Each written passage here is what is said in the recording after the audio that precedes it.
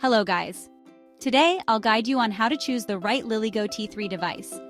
T3 devices come in two different chip versions, ESP32 and ESP32S3. Next, I'll break down the differences between these two chips across four key aspects: processor architecture, communication capabilities, pin resources, product pricing. First, let's look at the processor architecture.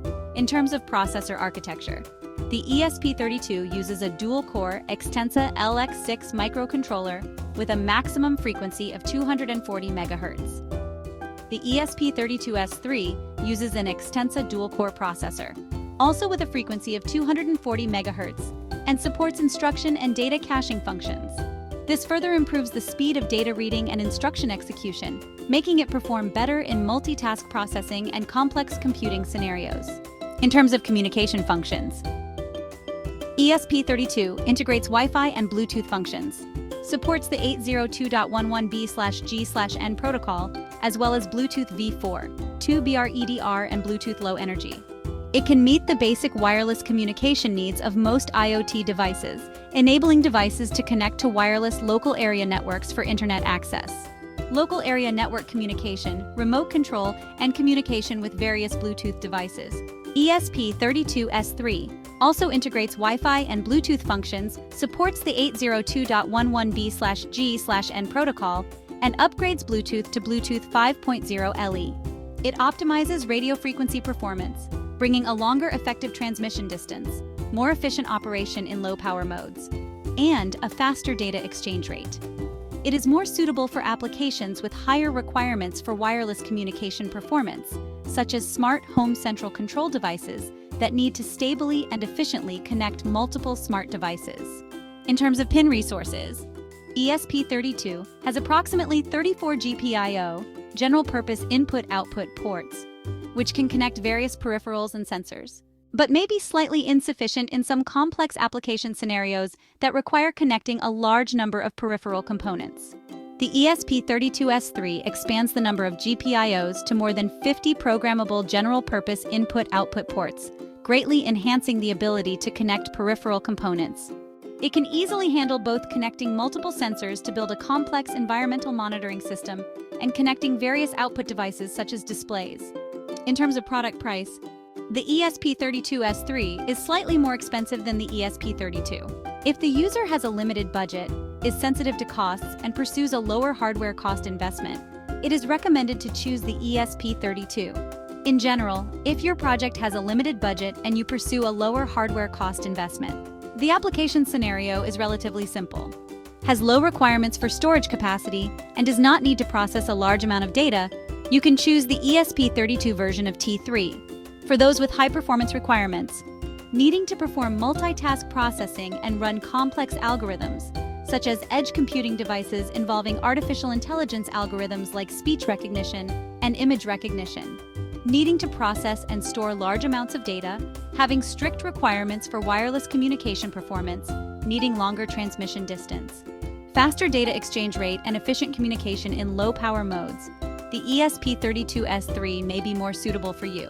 Based on this information and according to project requirements, you can choose the version suitable for the project. After selecting the main control chip version, the next step is to choose the LoRa chip. The ESP32 version is currently equipped with LoRa chips SX1276 and SX1278. In terms of frequency range, the SX1276 is characterized by supporting an ultra-wide frequency range of 137 to 1020 MHz, which can flexibly adapt to different frequency bands in various regions around the world. If your project needs to flexibly switch between multiple frequency bands for communication, it is recommended to choose the SX1276. The frequency coverage range of SX1278 is 137 to 525 MHz, which is slightly narrower than that of SX1276. For projects mainly focused on low-frequency bands such as 433 MHz and 470 MHz, the SX1278 may be a better choice. The ESP32S3 version is currently equipped with LoRa chips SX1262, SX1276, SX1280, and LR1121. The SX1262 operates in the 868 MHz and 915 MHz frequency bands, with the characteristic of an active receiving current of only 4.6 mA, resulting in low power consumption. The SX1276 operates in the 868 MHz and 915 MHz frequency bands, with an active receiving current of 9.9 mA. The SX1280 works in the 2.4 GHz frequency band, though with an active receiving current of 9.9 mA, and is characterized by a wider bandwidth compared to the previous two models. There is also a more special version equipped with the LR1121 chip, which supports the 150 to 960 MHz sub-GHz frequency band and the 400-250 MHz 2.4 GHz frequency band. The receiving current is less than 5.7 mA, and the sleep current is less than 1.5 mA. Its extremely low power consumption makes it very suitable for battery-powered IoT devices, effectively extending the device's battery life. The maximum transmission power of the sub-GHz frequency band can reach 22 dBm, and that of the 2.4 GHz frequency band can reach 13 dBm. When you need multi-band communication, work in different frequency bands, and have requirements for low power consumption and anti-interference ability, you can consider purchasing the T3S3 device with the LR1121 chip.